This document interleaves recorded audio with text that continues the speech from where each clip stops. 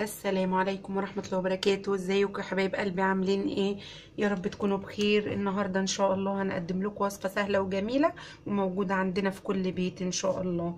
يا ريت قبل ما تشوفوا الفيديو تعملوا اشتراك ولايك وشير عشان يوصلكم كل جديد يا حبايبي بإذن الله.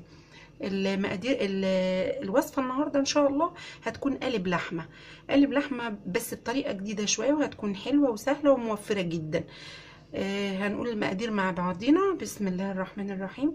معانا نص كيلو لحمه مفرومه، معانا بيضه، بطاطسايه مبشوره، جزرايه مبشوره، بصلايه مبشوره، معانا معلقه كبيره ملح، نص معلقه بهارات لحمه، نص معلقه فلفل اسود، نص معلقه كزبره، نص معلقه كمون، ومعانا معلقه كبيره او معلقه ونص كده فيجيتار بيتي احنا عملناه في القناه يا حبايبي، هتشوفوه وهتحطوا منه معلقه ونص في الوصفه دي، ومعلقه بقدونس مفرومه.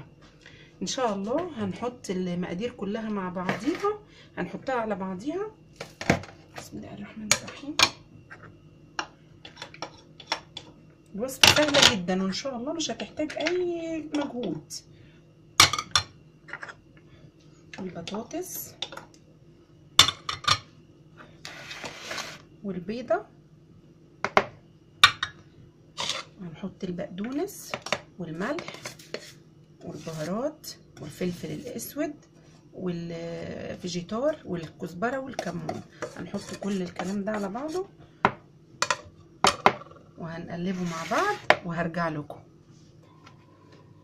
ورجعت لكم يا بنات بعد ما عجننا المكونات بتاعتنا وعجناها كويس قوي، وبعد كده ضفنا المكونات كلها على بعضيها. هي سهله جدا ان شاء الله، وهتعمليها زي الكوره كده وتحطيها، تجيبي ورق الفويل ده وتدهنيه دهنه زيت خفيفه، وتحاولي باذن الله تعمليها قالب او اسطوانه، او لو ما عندكيش الورق الفويل ده ممكن تحطيها في القالب، ونيجي نلفها كده بالفويل بسم الله بطريقه سهله.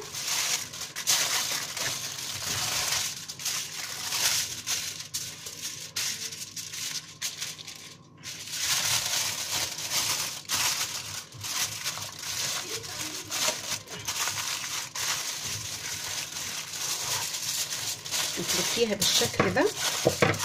انا عامله طبقتين من الفويل عشان ما يسربش مع الميه. هنشوف هنعمل ايه. احنا لفيناها كويس قوي، تضغطي حلو جدا وتعمليها الشكل اللي يعجبك، اسطوانه ممكن تقالب مربع عادي جدا يا بنات، ونقفل عليها بالشكل ده قوي. هي كده انا مأمنه عليها في الفويل طبقتين تمام. وهنيجي بعد كده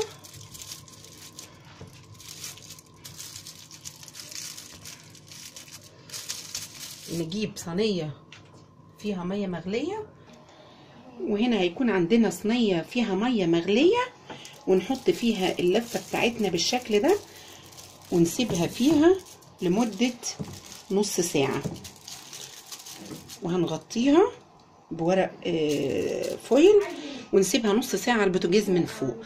وهنشوف بعد نص ساعه هنرجع ونشوف يا بنات عملنا ايه. وهو يا بنات قالب اللحمه او اسطوانه اللحمه بعد ما طلعنا بعد نص ساعه طبعا ما عدت عليها على البوتاجاز في الميه المغليه، فكينا الفويل بتاعها وهي كده استوت.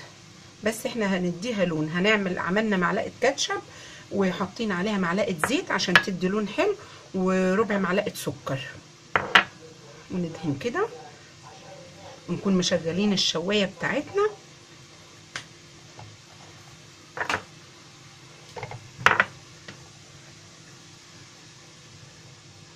نحطها تحت الشوايه يا بنات، وهاجي اوريها لكم بعد كده.